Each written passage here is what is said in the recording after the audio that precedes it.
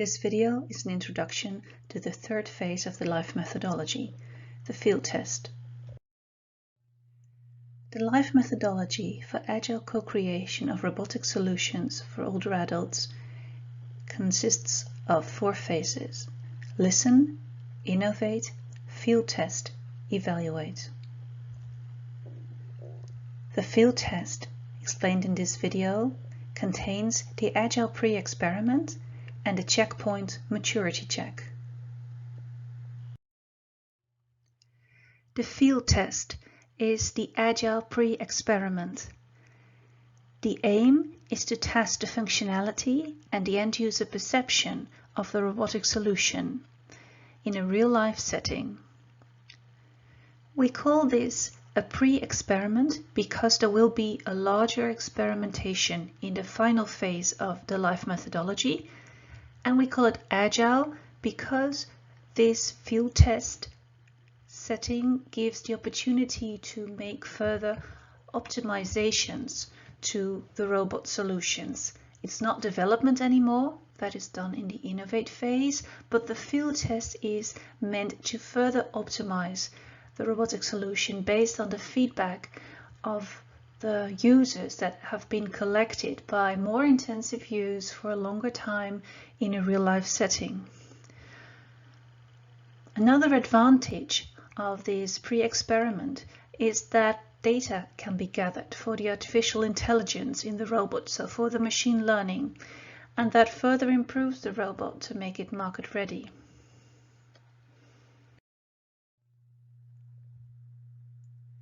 We explain the field test phase, so the agile pre-experiment, with the plan, do, check, act cycle of Deming.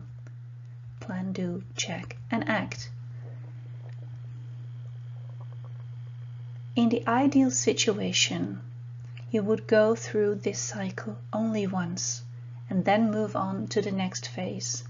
But of course, in this third field test, you can find a lot of issues that might need further development. So that means that you have to go through this cycle maybe one more time. So step 1, the plan phase. That's when you engage the field for your field test. And especially in this phase, you really need the support from the caregivers, from the organization where you are going to do this field test.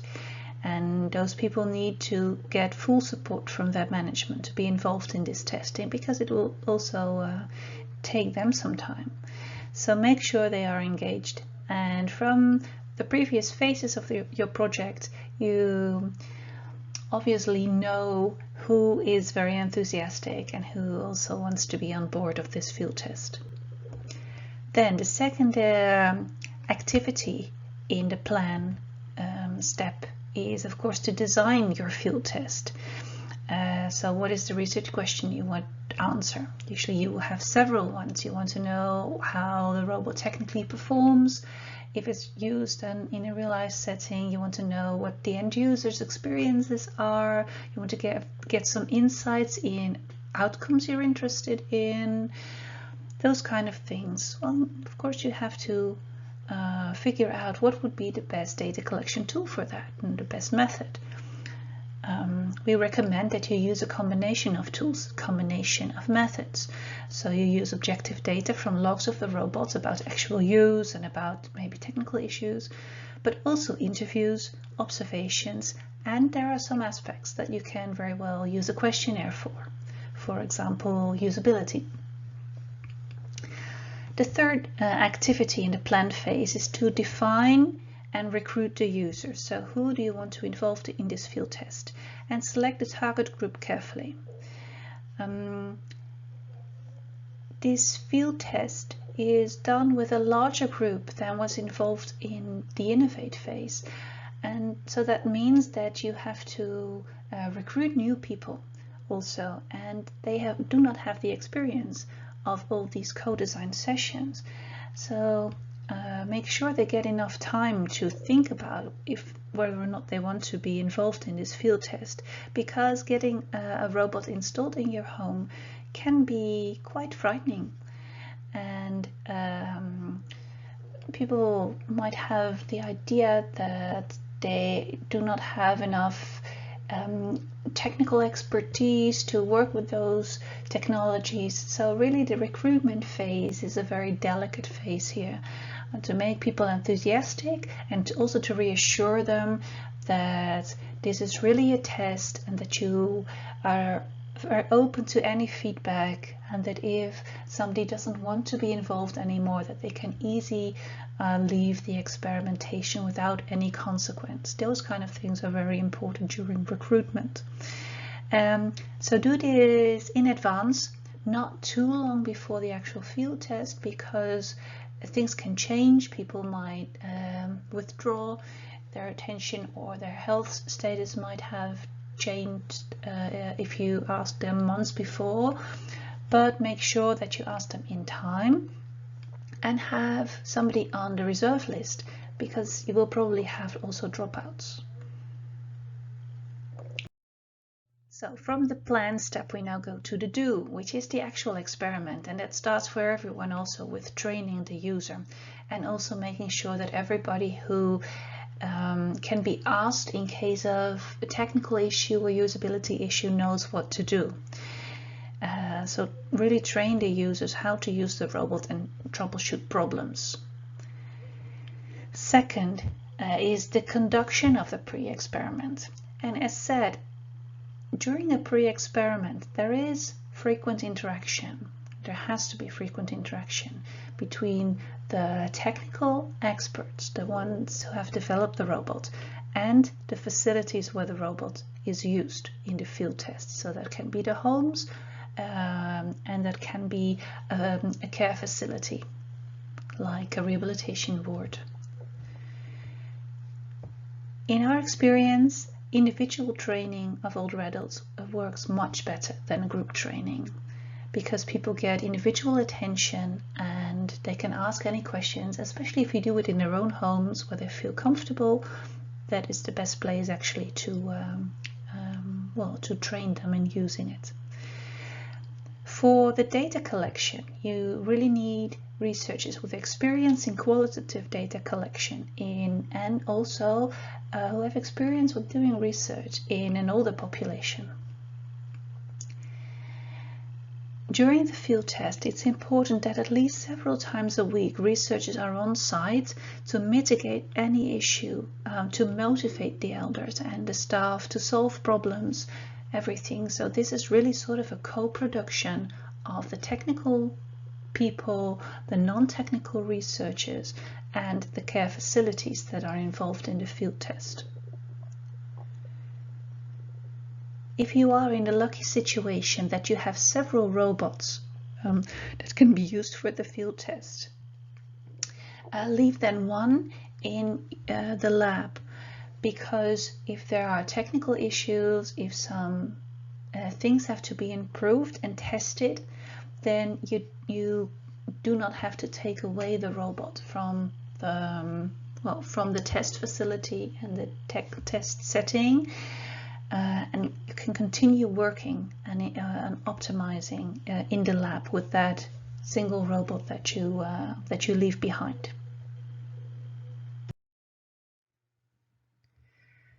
The third step is the check. This is the phase where all the results from the do, so from the pre-experiment, are analyzed and validated with representatives from the group of end users. This can be done in a focus group. In this focus group, you discuss the results of the field test, discuss about potential users of the solution. That could be the user group that was already part of the pre-experiment, but maybe this experimentation has given some ideas about further expanding or narrowing down this target group based on the results. Another important topic of this focus group is to do a pre-assessment on relevant impact domains, taking the current situation of the robot into account. This assessment is done also in the last phase, in the evaluate phase of the LIFE methodology. Doing a pre-assessment helps to prioritize give already an idea of what the main chances but also barriers will be for the market, and then there is also more time to work on those. You discuss together the outcomes.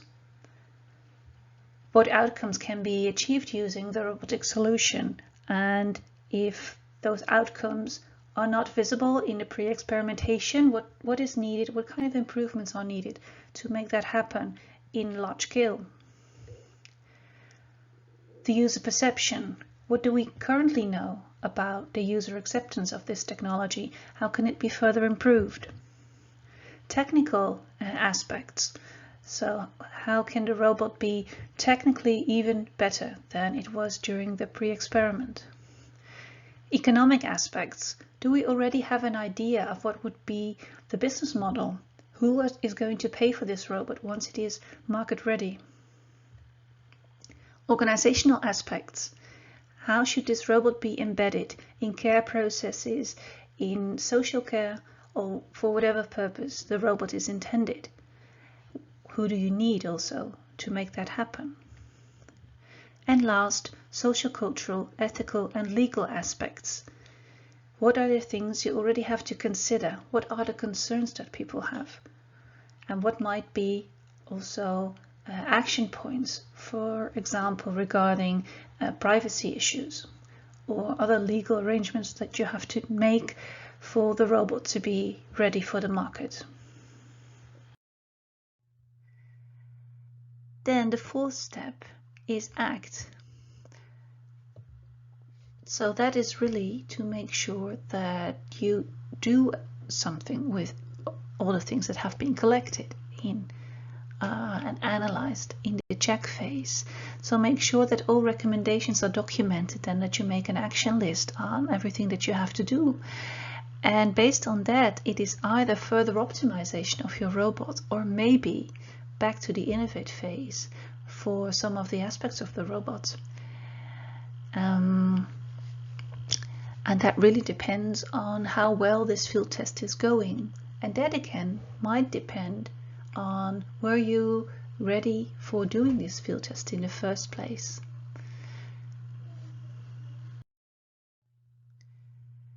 So the closure of this third step would be the maturity check. That's the fourth checkpoint. Then you really critically have to assess if the robot is ready for a large experiment in a natural setting. This really depends on what you did in your act step. The risk of technical issues should be very low to go to the next phase. Technical issues should also be solvable on site. Robots should not go back to the lab. And also the experimentation facility should be prepared for this.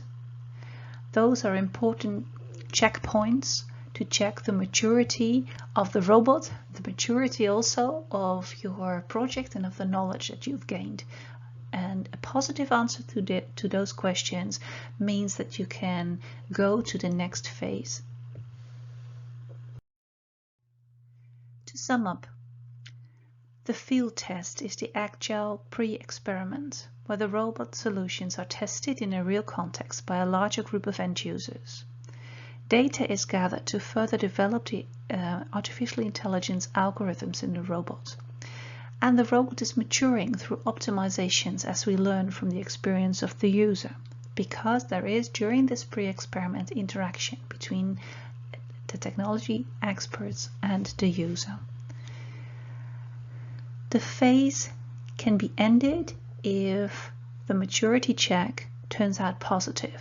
The robot is then ready for a large experiment in a real-life setting. The full methodology is described in the Life Methodology Handbook, which you can find on the project's website. This handbook and these videos have been developed as part of the ACRA project, a research and innovation action funded by Horizon 2020 and NICT. Thanks for watching.